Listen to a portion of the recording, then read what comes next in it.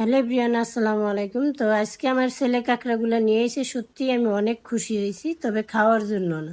মানে ও আজকে যে কাঁকড়াগুলো আনছে সবগুলো একবারে ধুইয়া বাচ্চা পরিষ্কার করে নিয়ে এসে আর সুন্দর মতো ধুয়েও দিছে। তারপর আমি বাড়িতে 2-3টা ধোয়া দিছি, দিয়া এই যে কাঁকড়াগুলো বসাই দিতেছি। আগে একটু হালকা ভাজা নিব, যদি একটু ভাজা না নিই, ভাজা ছাড়াও রান্না করা যায়, আবার একটু ভাজা নিলে ভালো হয় আর কি। তবে একবারে বেশি ভাজাও দিব না, আবার একবারে কমও না। বেশি দিলে আর কি এই যে চিংড়ি মাছ যেমন অতিরিক্ত ভাজলে যেরকম খাইতে লাগে না, সেম কাঁকড়াটা এরকমই লাগে। তো এই জন্য অতিরিক্ত ওরকম বেশি একটা ভাজবো না, হালকা একটু একটু লাল লাল করে ভাজা রাইখা তারপরে এসে যে বুনা করে দিব।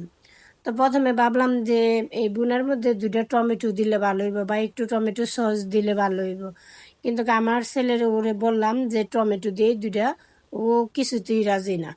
তো এই যে আমি কাঁকড়াগুলো সুন্দর করে ভাজিয়ে নিলাম। এই যে ভাজা একদম কমপ্লিট হয়ে গেছে, শুধু এই জায়গায় না আরেকটা জায়গায়ও আছে, মানে এই কটা নেই, যে হাড়ির মধ্যেও আছে, পেলার মধ্যেও রাখছি। তো পেঁয়াজ কুচি দিয়ে দিলাম।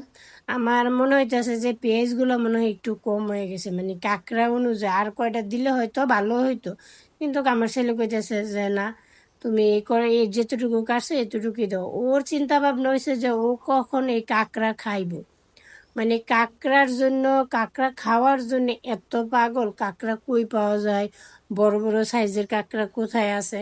তো ওই জায়গায় যে মানে কাঁকড়া যে ফ্যাক্টরি, ওই জায়গার থেকে নিয়ে আইছে। তো ওই জায়গায় আবার সুন্দর করে একবারে কাইটা কুইটা তারপর ধুইয়া পরিষ্কার করে দিস। এই জন্য আমি আজকে সত্যি মনে মনে অনেক খুশি। নিলে কাঁকড়া ধোয়া কাটা আমার কাছে অনেক বেজাল মনে হয়, আর অনেক কষ্ট মনে হয় যে এটা, মানে আমার কাছে ভালো লাগে না। চিংড়ি মাছ কাটতে ভালো লাগে, কিন্তু কাঁকড়া কাটতে আমার কাছে ভালো লাগে না।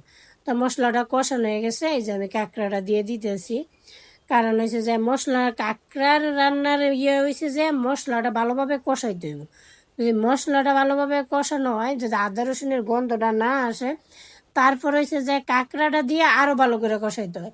কারণ কাঁকড়া তো আর ওই রকম, মানে কিছু না যে এটা মানে সিদ্ধর মধ্যে হয়ে যাবে। সিদ্ধ তো বলতে চিংড়ি মাছের মতোই, ওই যে অতগুলা পানি দিয়ে সিদ্ধ করলাম ওই রকম না। কিন্তু ভালো করে মশলাটা কষায় নিয়ে যদি ঝোলটা একটু বেশি দিয়ে একবারে শুকনো শুকনো করা যায়, তাহলে যত মশলা আছে সব কাঁকড়ার মধ্যে যায় ঢুকবো, মানে খাইতে একটা অন্যরকম টেস্ট হইব। তবে আমি আজকে রান্না করলাম, আর আমার ছেলে মানে ও আর কাঁকড়া আনলো ওই রান্না করে, কিন্তু আমার ওইভাবে সাহস পারে যে মা কাঁকড়াটা রান্না করে দাও। তো ওই দিন আমারে বলতেছে যে মা কাঁকড়াগুলো কাইটে কুইটে নিয়ে আইসি, আজকে তুমি কাঁকড়াটা রান্না করে দাও। আর সত্যি কথা বলতে আমি ওইভাবে কোনোদিন রান্নাও করিনি, কিন্তু আমি মাংসের মধ্যে যা যা মশলা দেয়, দারচিনি এলাচ লবঙ্গ তেজপাতা যা দেয় সব আমি এর মধ্যে দিছি। আর সবচেয়ে বড় কথা হয়েছে যে আমি মরিচটা একটু বাড়াইয়া দিছি।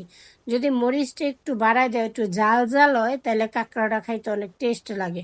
আর কাঁকড়াটা তো ওরা আর বাদ্দা খাইব না, ওরা এমনিতেই খাইব। মানে ওরা কাঁকড়া বুনা করে খাওয়ার ওই, তবে ওর শখ খাক, এটা নিয়ে আমার কোনো ই নেই। কিন্তু কাঁকড়া ওইভাবে আমি একদমই পছন্দ করি না খাইতে, কিন্তু আমার ছেলে পছন্দ করে আর কি। তো ছেলের আবদার তো মাইনা নিতেই হয়। তো মোটামুটি এই যে আমার কাঁকড়া কিন্তু রেডি, কাঁকড়া রান্না কমপ্লিট, কাঁকড়া একদমই রেডি হয়ে গেছে।